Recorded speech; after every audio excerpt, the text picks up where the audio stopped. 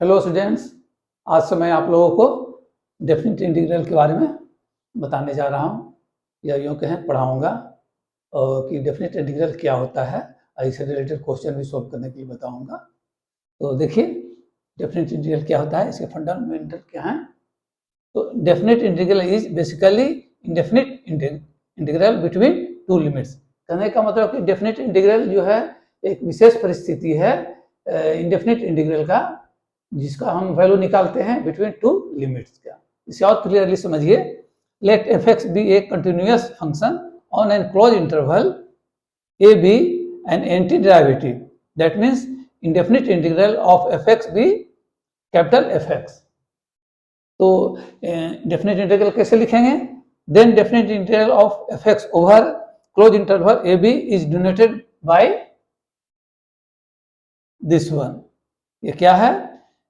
Integral of F x from A to b, this will be equal to integral between A and b, मतलब integral from A to b. अब इसका value क्या होगा? तो ये जो इंटीग्रल आया वो x के फॉर्म में आया, तो उसमें x की जगह b सब्स्टिट्यूट करेंगे और जो वैल्यू आएगा उसे यहाँ लिखेंगे, माइनस फिर उसमें x की जगह a सब्स्टिट्यूट करेंगे और जो वैल्यू आएगा उसे यहाँ लिखेंगे। ये दोनों का जो डिफरेंस होगा वही value of definite integral of this होगा। अब इसमें क्वेश्चन उठता है कि a और b क्या है। तो देखिए a हमने लिखा है, a लोअर लिमिट, a जो है इस डेफिनेट इंटीग्रल का लोअर लिमिट है और b है अपर लिमिट। और इस पूरे पार्ट को कहते हैं integrand of F x from A to b. अब एक नया चीज आपको बताते हैं, वो है डेफिनेट इंटीग्रल के बारे में। तो वैल्यू ऑफ डेफिनेट इंटीग्रल जो है वो यूनिक होता है, जबकि इनडेफिनेट इंटीग्रल यूनिक नहीं होता है। तो अब देखिए कैसे, इसलिए मैंने लिखा है value of definite integral is unique just opposite to indefinite integral. तो क्वेश्चन है हाउ। तो देखिए मैं समझा रहा हूं। If integration of F X equal to capital F X plus C, ये तो हम जानते हैं ये होता है। अब देखिए, अब हम जब डेफिनेट इंटीग्रल लेंगे, मतलब integral of this from A to B जो क्लोज इंटरवल है उसके तहत लेंगे, तो हो जाएगा definite integral from A to B of F X, this will be equal to capital F X plus C. इसमें हम दे देंगे लिमिट, तो ये हो गया ए टू बी। अब इसी तरह से इसका वैल्यू निकालेंगे तो आ जाएगा f b minus f a. तो आपने देखा कि इसमें कोई कांस्टेंट नहीं है, इसलिए इसका जो डेफिनेट इंटीग्रल हुआ, इसका जो वैल्यू हो गया एक यूनिक वैल्यू हो गया। अब एक छोटा सा बहुत ही सिंपल एग्जांपल सॉल्व करके मैं आपको बताता हूँ। क्वेश्चन है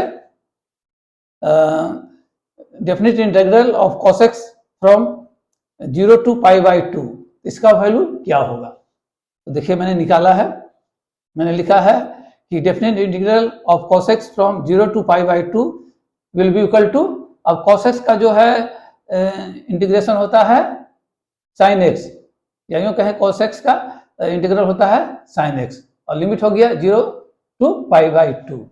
अब इसी तरह से वैल्यू निकालेंगे, तो हमने निकाला sin pi by 2 minus sine 0 degree. अब sin पाई बाई 2 का वैल्यू 1 होता है, sin 0 का वैल्यू 0 होता है, तो इसका डिफरेंस हो गया 1। तो value of definite integral from 0 to pi by 2 of cos x will be equal to 1।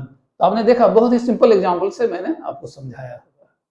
अब सेकंड क्वेश्चन को देखें। सेकंड क्वेश्चन है value of definite integration from 0 to pi by 4 of square root over 1 minus sine 2x is. अब इसके 4 options दिए हुए हैं, इसे सोल्व करके बताना है कि चारों ऑप्शंस में से कौन सा ऑप्शन सही है। तो देखें, फर्स्ट ऑप्शन है square root over 2, second option है square root over 2 plus 1, third option है square root over 2 minus 1 and fourth one है नन।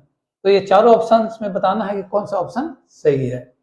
तो मैंने सोल्व किया है। अब देखें, इसे मैंने यहाँ पे लिख दिया definite integration from 0 to pi by 4 of square root over 1 minus sine 2x। अब इसे हमने इस रूप में लिख दिया, तो क्या हो गया, 1 की जगह मैंने लिख दिया sign square x plus cos square x formula के हिसाब से।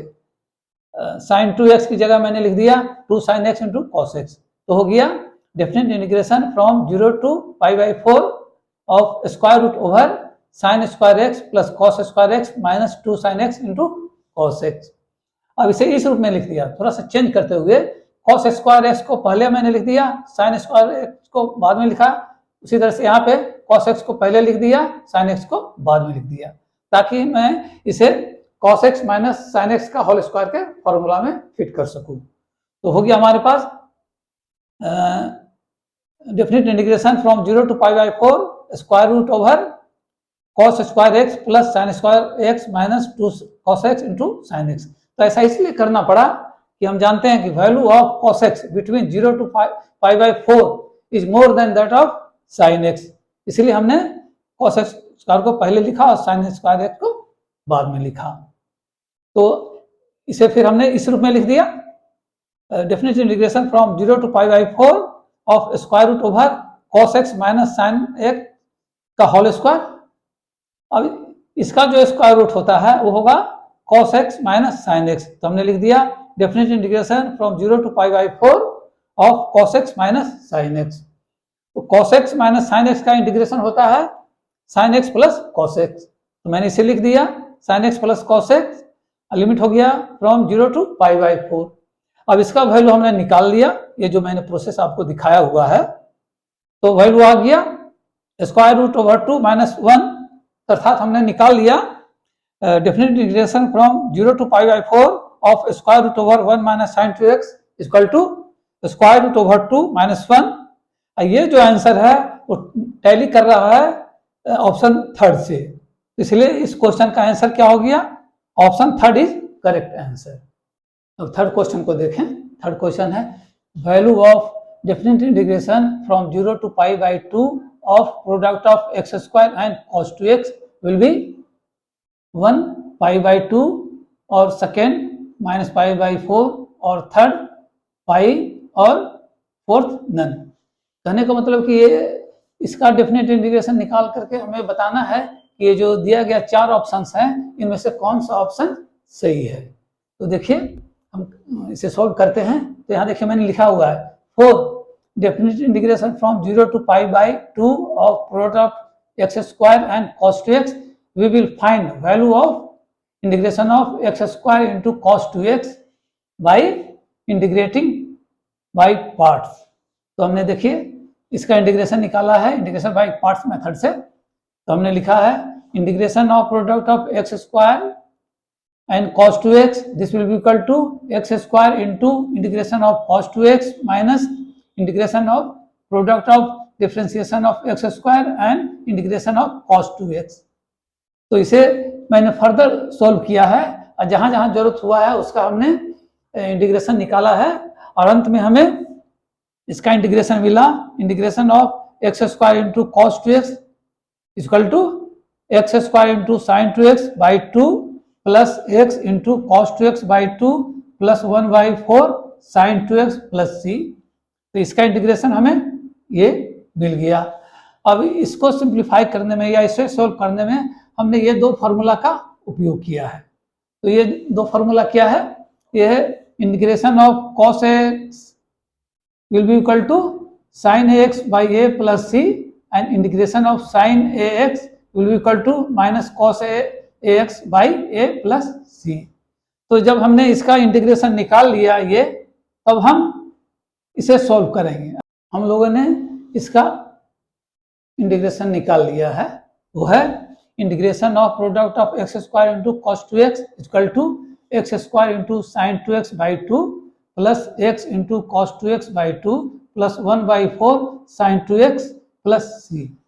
तो हमें इसका इंटीग्रेशन मिल गया तो हम इसका वैल्यू आसानी से निकाल सकते हैं।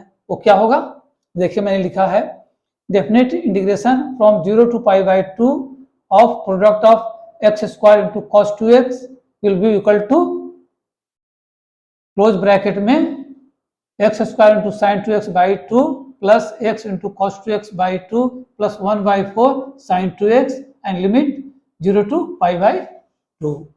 अब इसे जब हम सोल्व करेंगे तो हमें वैल्यू मिलेगा माइनस पाई बाई 4, अर्थात definite integration from 0 to pi by 2 of product of x square into cos 2x is -π/4।